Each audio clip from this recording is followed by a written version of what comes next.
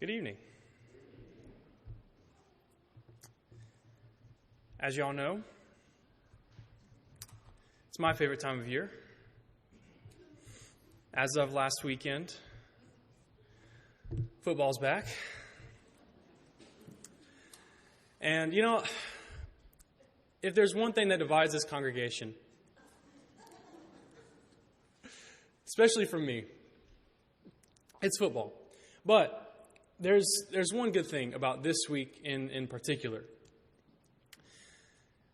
We're not playing y'all, so that's always good for unity and kindness and all that. But even more than that, Alabama, God's team, is playing Texas this weekend. And that there's one thing all of us except for the one poor Texas fan in this room can get behind, is that this weekend is Horns Down weekend. So, let's celebrate together, all right? We can be united for this week, at least. You can go ahead and turn to Luke 14 if you want. That's where we're going to spend tonight. Our third installment here in Luke 14. Talking about this time when Jesus was invited to a dinner, to a banquet, at the house of a Pharisee. While you're turning there, I was reading some about banquets this week. This really has nothing to do with the sermon, but I thought it was an interesting little tidbit. This guy is President Loubet of France, about a century ago. He threw the largest banquet in recorded history. In 1900, he invited 22,000, all 22,000 of France's mayors to a banquet. 22,000 people at one banquet. Now, the banquet that we're reading about here in Luke 14, definitely not 22,000 people. But there are some similarities in the priorities of the two banquets. And here in Luke 14, it's Saturday, the Jewish Sabbath. It was their day of rest. God instituted it as their day where they weren't supposed to work like they did on all of the other days. It was supposed to be their day of rest. The question was, how far does that go? What can we do on the Sabbath day? And what can we not do on the Sabbath day? So on this day, Jesus has been invited over to dinner by this ruler of the Pharisees. And the Pharisees are this group of Jews who were known to everyone as the most rigorous law keepers. The Old Testament, they kept the law of the Old Testament rigorously. At least that's what they were known for. There's no evidence that I know of that Jesus was ever invited back a second time to a Pharisee's house to eat. And if you read the Gospels, you'll quickly find out why that is the case, right? Because it seems like every other page, he's just absolutely undressing somebody's hypocrisy. And most of the time, it's either a particular Pharisee or just the whole group of Pharisees all combined together. So there's a reason why he was not invited back over. And here in Luke 14, Jesus looks at these law experts, these Pharisees, and he asks them if it's okay for him, according to the law, if he can heal someone on the Sabbath day. If he can heal this man who's been sick for his entire life. And they don't answer him. He's met with silence.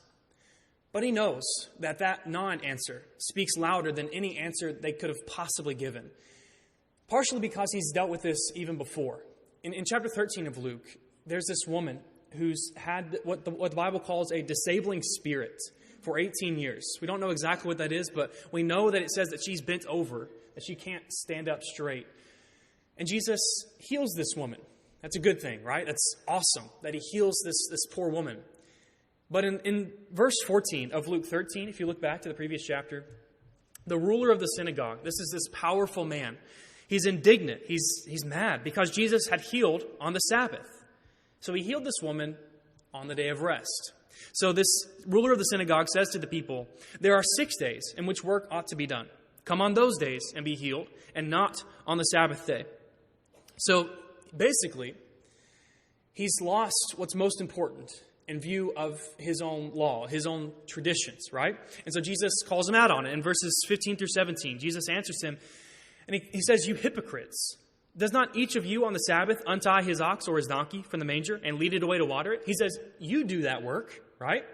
So that's why he's calling them hypocrites. He says, you work on the Sabbath. You just don't like what I'm doing on the Sabbath. And he keeps going. And not this woman, a daughter of Abraham, whom Satan bound for 18 years, be loosed from this bond on the Sabbath day. As he said these things, all his adversaries were put to shame, and all the people rejoiced at all the glorious things that were done by him. So Jesus has already gone through this with the Pharisees, even just in chapter 13 of Luke. He healed on the Sabbath day, and there was a ruckus that was caused by it. And here, just a chapter later, he's back at it. He's at this banquet, and he asks again, is it lawful for a man to be healed on the Sabbath or not? And once again, there is no answer from the Pharisees. So then Jesus just moves on, and he leaves it for them and for us to draw the inference from what has just happened. The inference that the Pharisees are very, very interested in their own well-being. Because he asks them here in Luke 14, he says, if you have an ox that's in the ditch or a son that's stuck down in a well on the Sabbath day, are you going to make them stay there until the next day? Well, they know they're not going to. So he says, you're inconsistent here. You're being hypocritical. It's clear that the highest commitment that you have is not rigorous commitment to the law. No.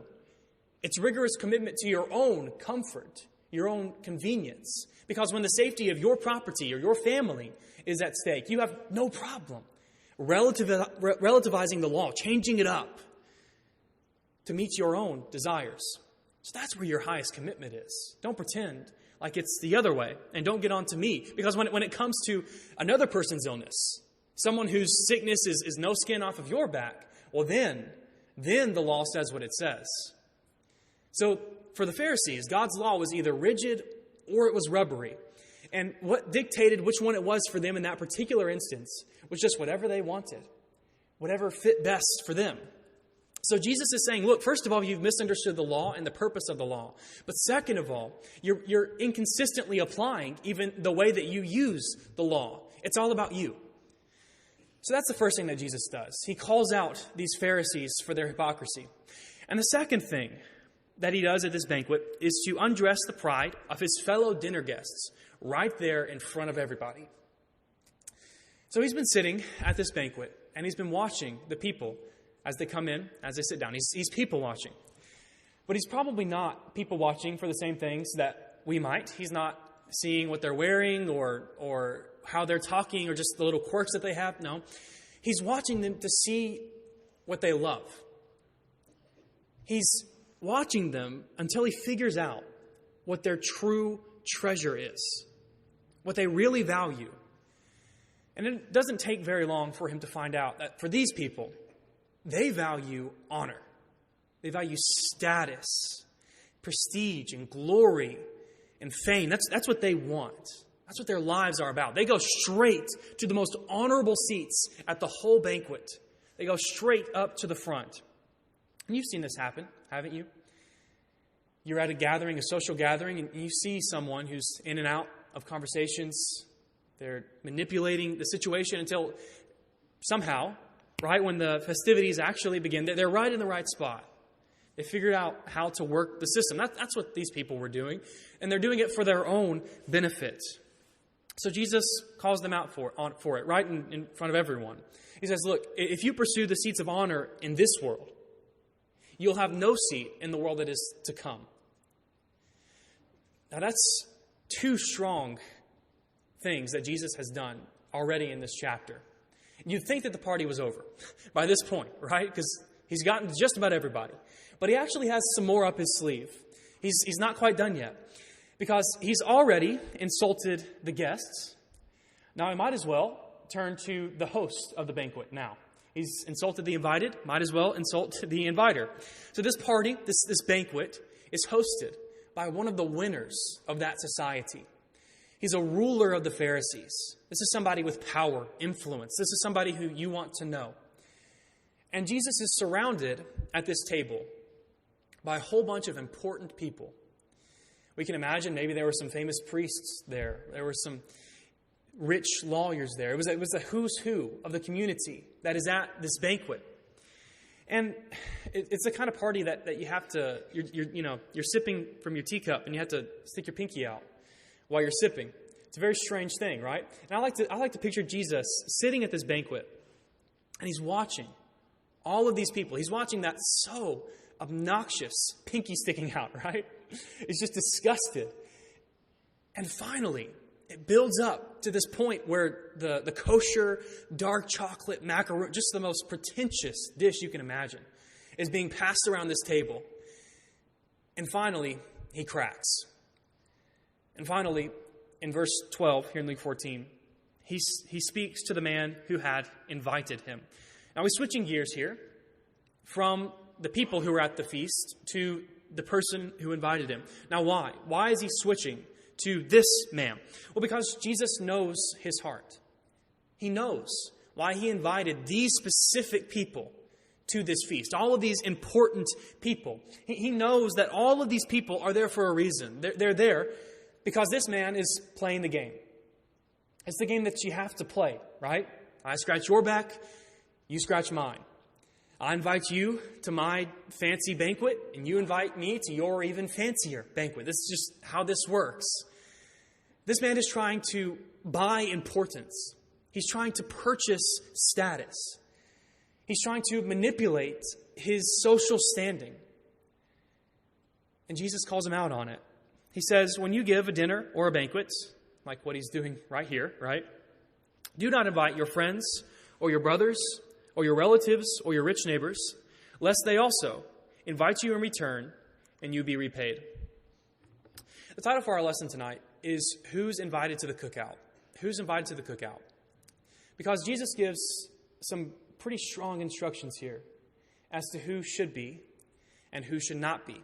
Now, in this text specifically, he says, don't invite your friends, your relatives, your rich neighbors, because you don't want them to invite you back.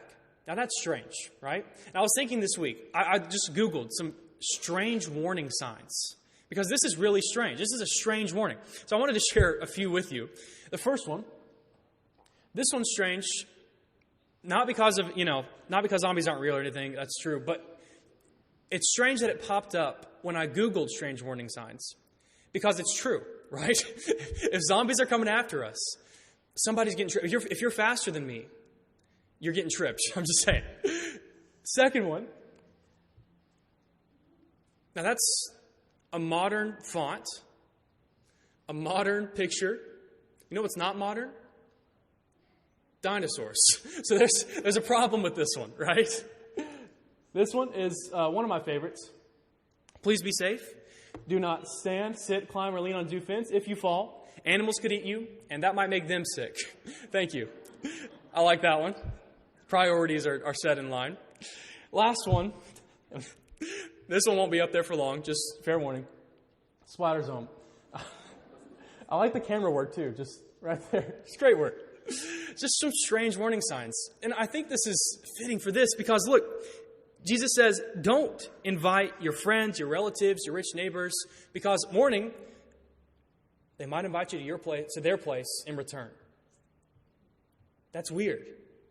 Why does he say that? This is an unnatural argument. He's just saying, danger, repayment ahead. Don't keep going because you're going to get repaid. Jesus is telling this man intentionally to go out of his way not to receive anything in return. Now, who on earth thinks like that? I mean, who on earth does something, gives valuable services, specifically because he doesn't want anything in return? That's not normal, right? Who does that? Well, somebody who understands that status for the sake of status is empty. Somebody who knows that you may get to the top for a bit, but it probably won't last long. Someone who knows that our life is like a vapor, like James said. It's here 1 second and then it's gone. Somebody who knows that if I seek to save my life now, I'll lose it in the world to come. But if I lose my life now, I'll gain it in the world to come. Somebody who knows that one day everybody on earth, dead or alive, is going to appear before God and have the chance to live with him forever. In short, someone who thinks like this and says things like this is someone who thinks and talks the way I should be thinking and talking.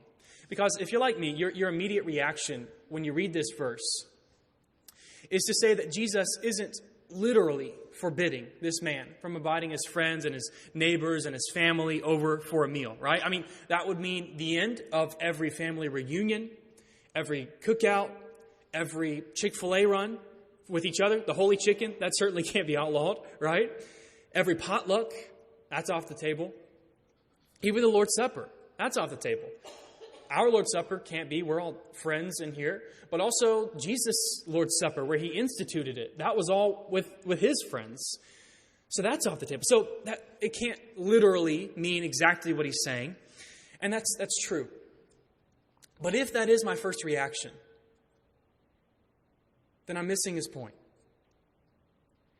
Because once I justify this text away,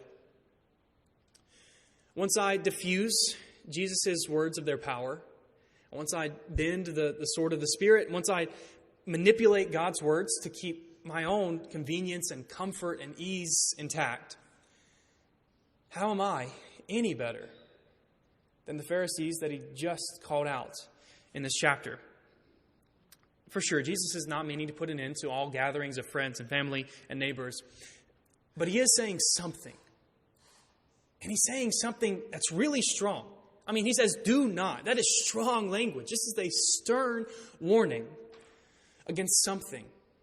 So we have to take what he says and interpret it to what he means. It's a warning. I think it's a warning against the terrible tendency of the human heart, of our hearts, to want to do things because of what we will get in return here. The terrible tendency of our hearts to do things because of what we get in return here on earth.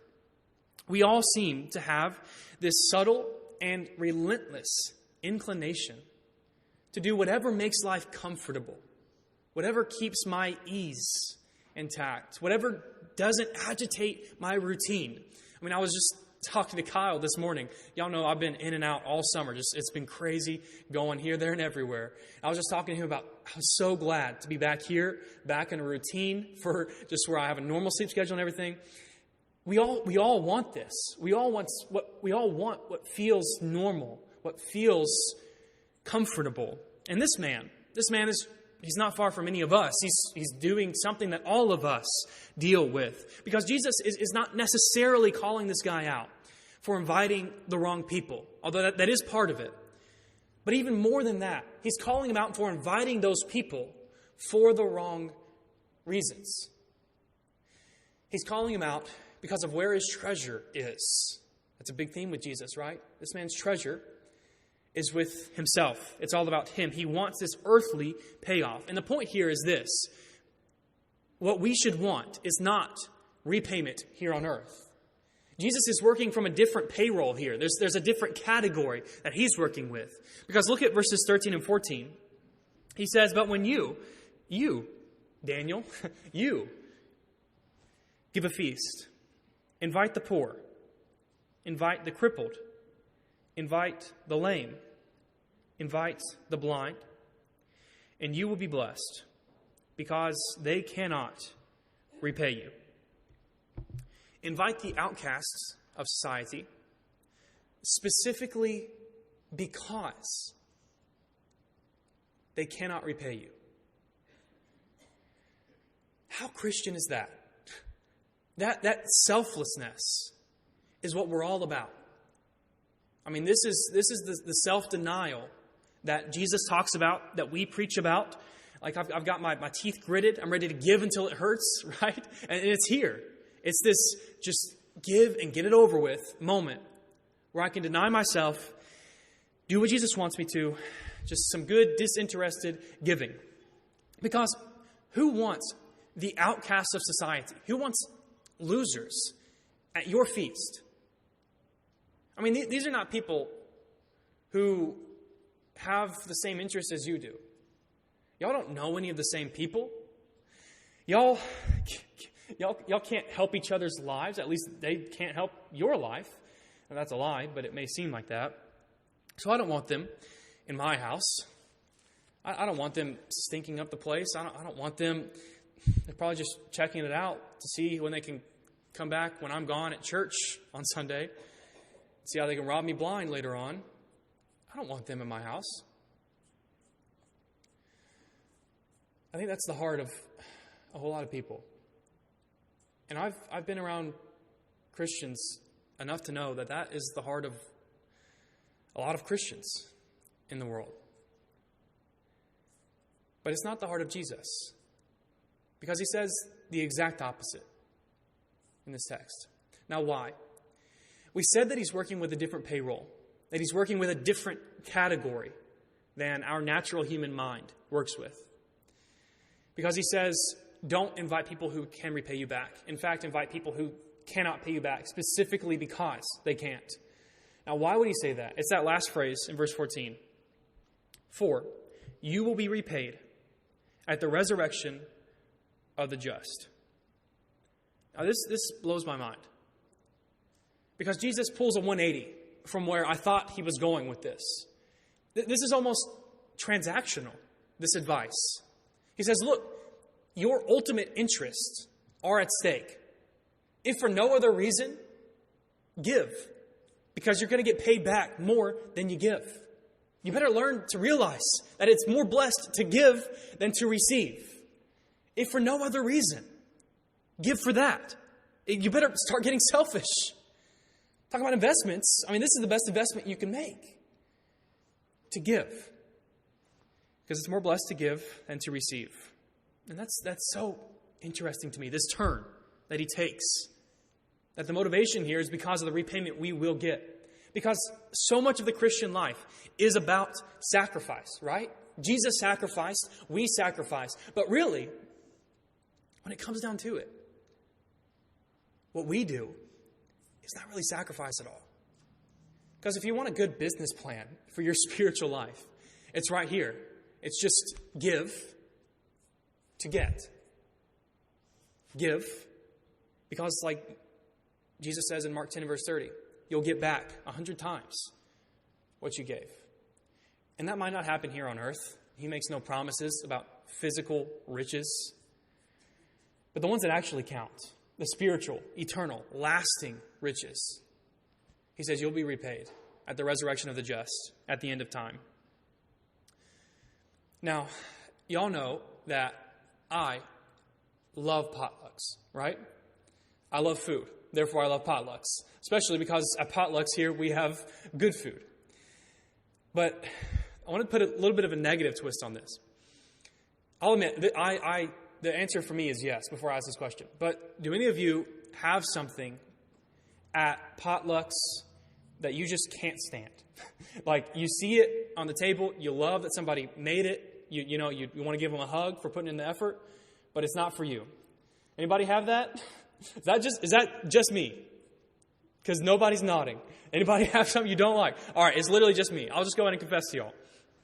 Anything that is pickled, anything that has pickles in it, anything with olives, anything with vinegar is just completely off the table for me immediately. It's a no-go. What's another one? Deviled eggs. There's a reason they're named after the devil. Those things are the worst, okay? They come straight from below. The egg part is good. Whatever's on top, I don't even know what it is, but it's awful, okay? But if I'm narrowing it down to one thing, if I have to pick one thing that I would choose to leave off of the potluck table, it might be peas. I hate peas.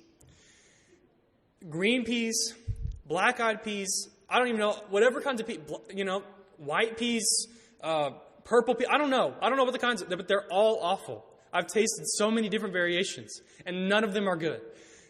I'm just telling you the truth. They're all bad. But I read this story this week about this family who was gathered around their big table having a meal. And at one point during this meal, somebody noticed that the grandmother of this family, the matriarch of this family, had a knife, and she had scooped up a long line of peas on the knife. And she was bringing it up to her mouth. And so mid picking it up, somebody noticed this, and everybody points to it, or this person points to it. Everybody looks, and they watch as their grandmother tips that knife, and somehow, miraculously, all but one of those peas made it into her mouth. Now, if you can look at that picture and or imagine doing that, I can't. That is talent. That takes a lifetime to develop, right? So everybody breaks out in applause at the table. Everybody's so proud of her for doing this. And so she started telling them the story behind her really strange pea-eating technique. And I want to read to you what she said at this dinner table. She said, "When I was little, we didn't have much. It was the Depression. But we did have a table full of food because my father grew wonderful vegetables. Lots of hobos who had jumped from the train wandered onto our property looking for a meal. And more often than not, an extra seat was pulled up to our dinner table. One summer afternoon, I was sweeping the kitchen floor when my father's voice came through the screen door. He said, 'Lizzie, set another plate. We have company tonight.' Our guest paused in the doorway and dipped his head in a gesture of gratitude.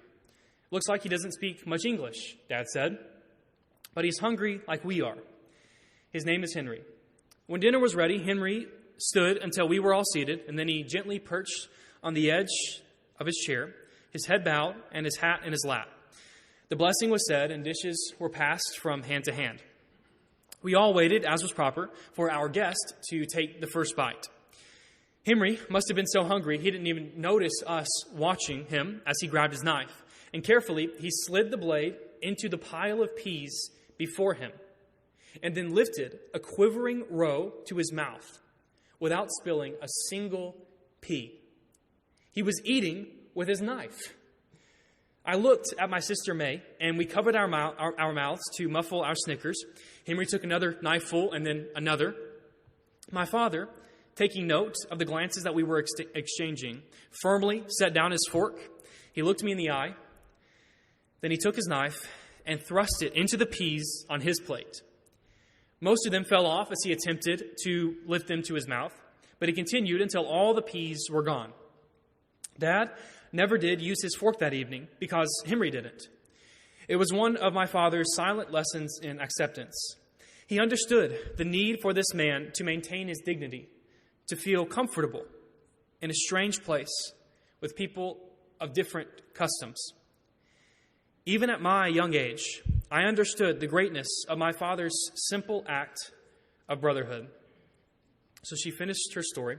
She paused and she looked at her grandchildren, and then she winked at them, and she took her knife and plowed it right back into her giant pile of peas. Now, it's easy to invite, to welcome, to enjoy people who look like I do, people who think like I do, people who vote like I do, people who act like I do, people who dress like I do, people who talk like I do. That's easy. And those people should be welcomed with the love of Jesus, absolutely. But what about everybody else? What about alcoholics? What about addicts? What about thieves? Homosexuals? Adulterers? Someone who's rich? Someone who's poor? Are they welcome in my life? Are they welcome in our church? Or do they have to change in order to feel welcome? Not that we can't encourage them to become more like Jesus and more like God wants us to become. But that's a whole different matter than making them feel welcome in our assembly. Do they have to change? Or do I change to make them feel welcome? Do I dress differently? Do I talk differently? Do I talk about things that I wouldn't normally talk about because I know they're interested in them? Do I pick up my knife and plunge it right into that pile of peas? Because in Romans chapter 12 and verse 16, Paul said, do not be haughty. Don't be all up here. Don't stay in your comfortable high up position, but associate with the lowly. I think that passage is especially powerful for this thought. Because if you're like Peter in Galatians chapter 2, as soon as the Jews came in, right? He didn't want to be seen with those Gentiles. He didn't want to be associated with the people who were different than he was, with the people who were looked down by his people. Paul says, don't be haughty. Associate with the lowly. Associate with the outcasts of society. That should be the type of person who is comfortable around you and around me. And in Romans 15 and verse 7, Paul says, welcome one another. And this is such a high calling. Welcome one another as Christ has welcomed you to the glory of God. Now, I don't know about you, but Christ has welcomed me in spite of a whole lot of things that should get in the way of that. So if we're called to welcome him or welcome them as he welcomes us, that's a high calling. Look at James chapter 2. We're done in Luke chapter 14 for tonight, so we can all flip over to James chapter 2. Because I want us to read several verses here together as we finish out our thoughts for tonight. Because this is a powerful text about associating with people who come from maybe a different income level than I do, different political orientation, different sexual orientation than I do. James says, my brothers, show no partiality, zero partiality, as you hold the faith in our Lord Jesus Christ, the Lord of glory. For if a man wearing a gold ring and fine clothing comes into your assembly, and a poor man in shabby clothing also comes in, and if you pay attention to the one who wears the fine clothing and say, you sit here in a good place, while you say to the poor man, you stand over there, or sit down at my feet, have you not then made distinctions among yourselves and become judges with evil thoughts? In other words, if I treat someone who walks in a suit and tie to our assembly, if I treat them how I would want to be treated, and I treat someone who walks in wearing something that's definitely not a suit and tie, how I want to treat them, and is not welcoming them as Jesus welcomes me, then I miss the point of all of this. I become a judge with evil thoughts. And I've shown partiality, like James says here, we cannot do. So, why does it matter so much who is invited to a cookout? Why does it matter who's invited to a potluck or to a dinner that you're putting on at your house? Why does that matter? Well, it's not because everything in your life comes down to one afternoon, to this one meal. It's not because of that. It's because this one meal, this one instance, and every other instance in my life, over time, both shows and shapes who I am. It shapes who I am because as I make those choices, I will follow after my choices. My treasure will go where my choices go. It also shows who I am because no matter what I say, whether it's me talking up here or us singing in here or us talking to each other, no matter what I say, if my choices over time consistently are different than what I say, then there's no doubt that actions do speak louder than words. So why does it matter? It's not because of the particular people that are invited. Although, if I never invite people who are outcasts from my circle, if I never go out of my way to welcome them, then I don't know how I'm in line with what Jesus is saying here. But it's not necessarily about those people. It's about my treasure. It's about where my treasure is. Because not only where my treasure is, there will my heart be also. It's also where my food is and who's around the dinner table. That shows where my heart is. So why does it matter so much? Because my heart matters so much. Because my heart dictates everything in my life. Like Solomon says in Proverbs 4:23, out of it flow the issues of life. So guard it with all diligence. It matters because this matters. Because this interior dictates the exterior. So, tonight, as we get ready to go back out into our world full of people who are outcasts, full of people who are different than you and I, how are we going to treat them? It's a question that we will answer not just by our words, but by our actions. Now, if there's something you need to make right publicly tonight, won't you do that as we stand and as we sing?